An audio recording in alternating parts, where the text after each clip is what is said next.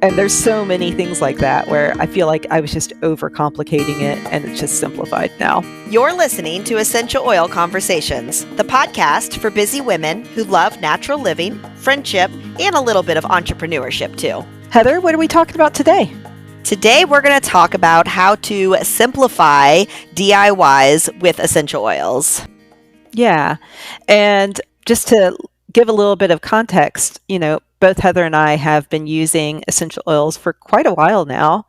And I think we both at one point did a lot of DIYs with essential oils.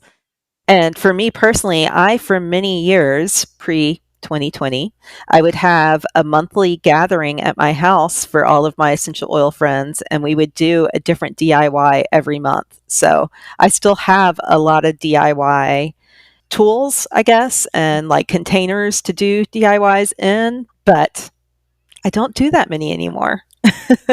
Well, that's because we've learned what works and what doesn't, right? I mean, I feel like I love the idea of adding essential oils to the whole bath bomb thing as a gift.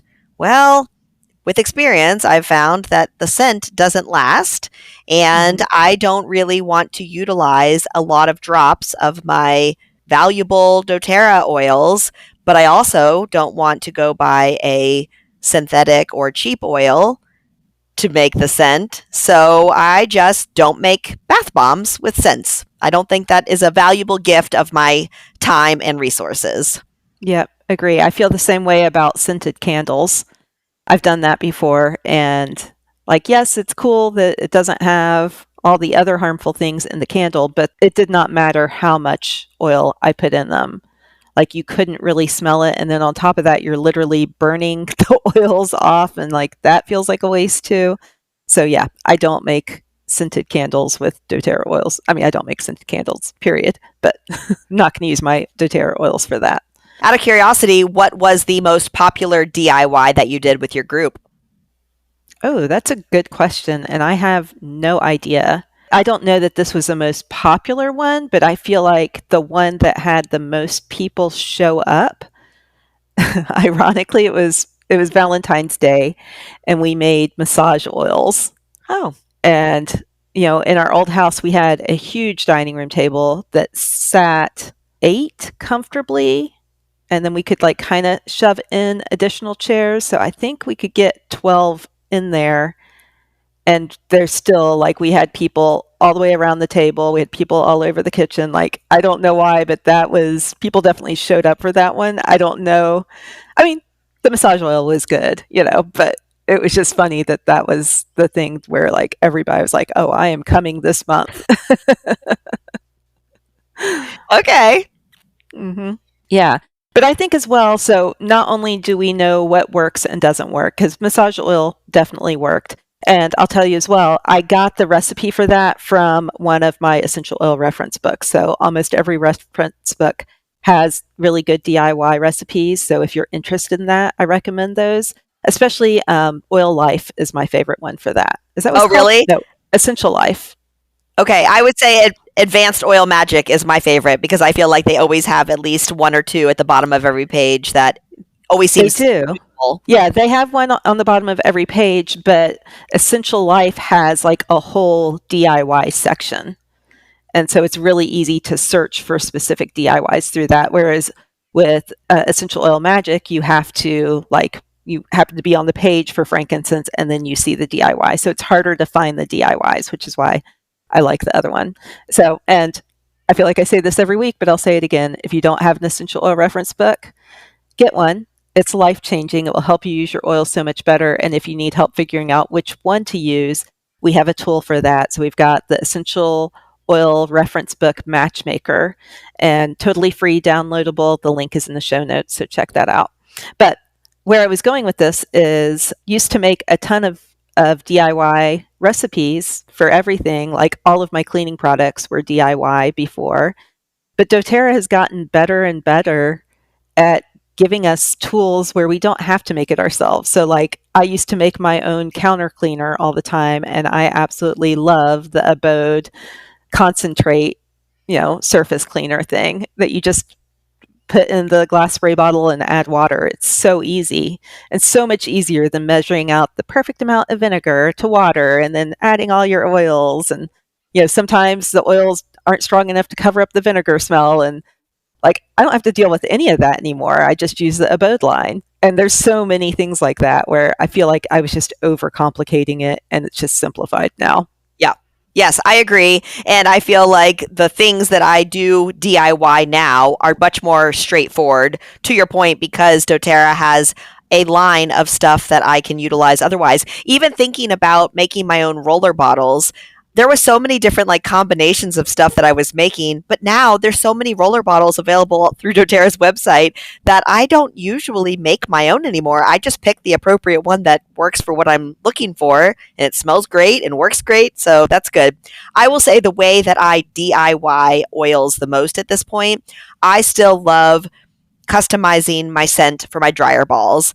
I haven't used dryer sheets in years. I love dryer balls, and I love that I can drop a few drops of whatever oil I want on there to kind of change up the scent of what I'm trying to do. Is it towels? Is it previously stinky exercise clothes? Like what am I working with? So I really like that. The other thing that I really like customizing is I have a steam mop that has one of those washable cloth attachments that goes on the head of it, and I will, before I attach that cloth attachment, I will just drop a few drops of whatever oil I want the house to smell like, and so then the steam just pushes it through that cloth as I'm mopping my tile floors, and I feel like it smells so good. I still have my diffuser going, but just to be able to steam mop it at the same time, I love it. And I love mixing up my scents.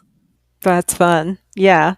Well, that just reminded me. This one is still technically a DIY, but I do this. I like to make a carpet like refresher, which is literally just baking soda and then whatever oil you want dropped in there. And I put it in a mason jar and just shake it up really good and then sprinkle it over the carpet, let it set for 15 to 30 minutes and then vacuum it up. And like that's simple, but it makes such a difference, especially like when we got our mastiff. She was 75 pounds, but definitely a puppy and not potty trained. And so cleaning up those scents from the carpet, because of course she didn't want to go anywhere in the house that didn't have carpet. Love how that happens, right? But I would mix up lemongrass, which is really good for getting rid of pet smells.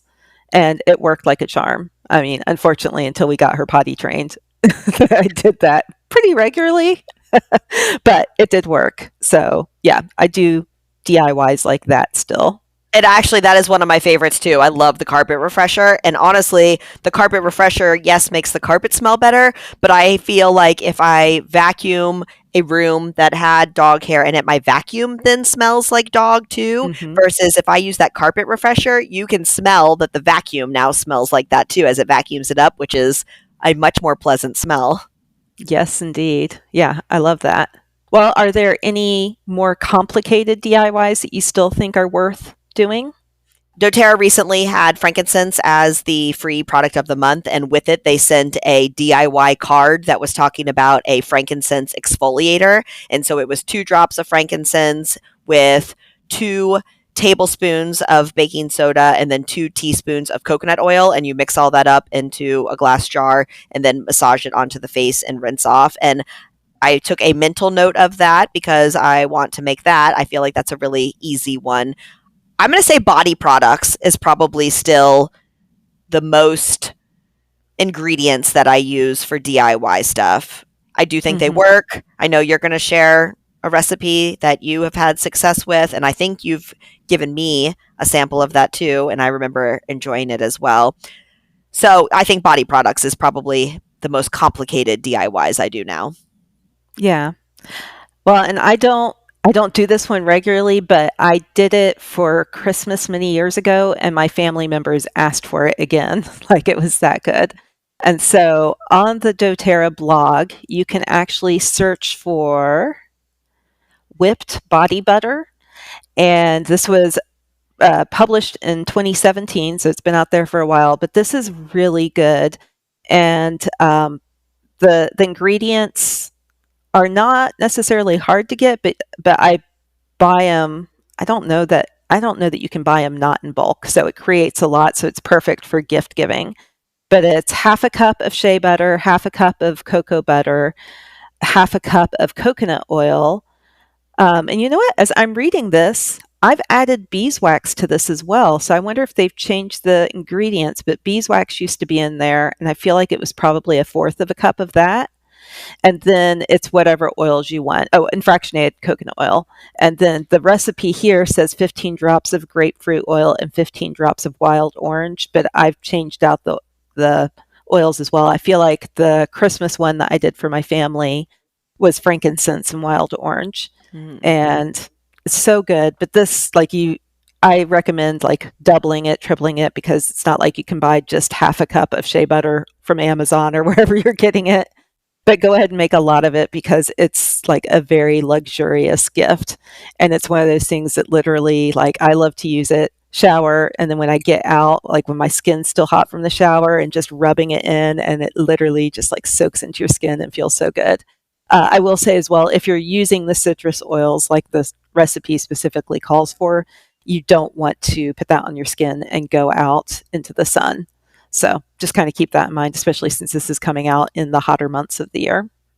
Well, and as you just mentioned, doTERRA's website has a ton of DIYs if somebody is looking for that type of thing and they don't have the reference book yet. Then if you go on the Discover part of doTERRA's website, you can then go to the blog, and there is a whole group of just DIY articles.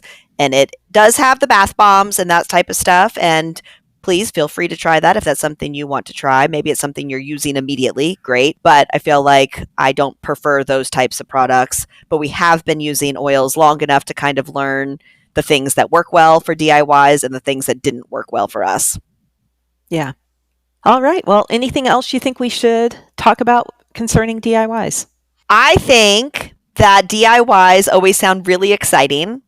And I think it's very easy to get sucked into thinking that you need a lot of different supplies, whether it's the rollers or the jars or all of that kind of stuff, as well as whatever ingredients you're using. And it can feel very overwhelming. I would say pick what you want to DIY first. Don't just start like thinking you want to do this, this, and this. Really kind of think about how you're going to be using the products and pick something, then get the supplies that you need. And to Meg's point, like it might be that you have to do a lot of the body butter stuff. So it makes great gifts. So if you're going to plan it so that it's around the time of a gift giving time, that works great too. Yeah. And I'll just encourage you as well, like try out doTERRA's stuff already, because like even with the body butter, they have an amazing body butter. So if you don't want to take the time, try out their body butter. Yes. This one, the only reason I've remade it is because family has asked for it. And it does end up being cheaper for me to make it because I'm buying the stuff in bulk and making it for a bunch of people versus buying doTERRA's body butter. But if I need body butter, I'm just buying doTERRA's body butter. So keep that in mind as well. If you haven't already, please subscribe so you don't ever miss an episode, and it also helps other people find it. So thanks so much for listening. These statements have not been evaluated by the Food and Drug Administration. This podcast is not intended to treat, diagnose, cure, or prevent any disease.